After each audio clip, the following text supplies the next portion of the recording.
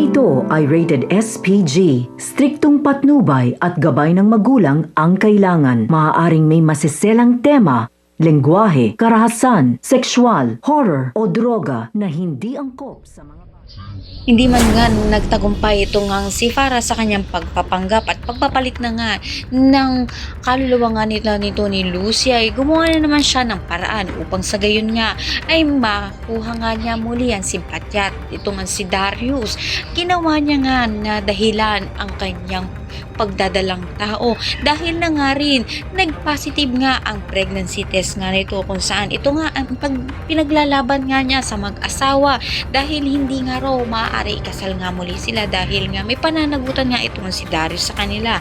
Ito na nga rin ang ginagamit nga niya pang-blackmail sa dalawa dahil kapag hindi nga raw pinanagutan nga ni Darius ang anak nga nila at hindi bumalik ito sa kanya, ay kanyang nga tatapusin ang kanyang sinapupunan. Kaya naman laking takot naman nito ni Darius at ni Lucy na gawin nga nito ni Farah ang kanyang plano. Ngayon nang may gagamitin na naman nga itong si Farah na pambablackmail dito nga sa mag-asawa dahil buntis nga siya, ay malaking posibilidad na ipokontrol na naman niya ang dalawa upang sa gayon makuha niya nga ang gusto nga niya. Lahat na yan abangan natin, Mahal. Salamat sa inyo.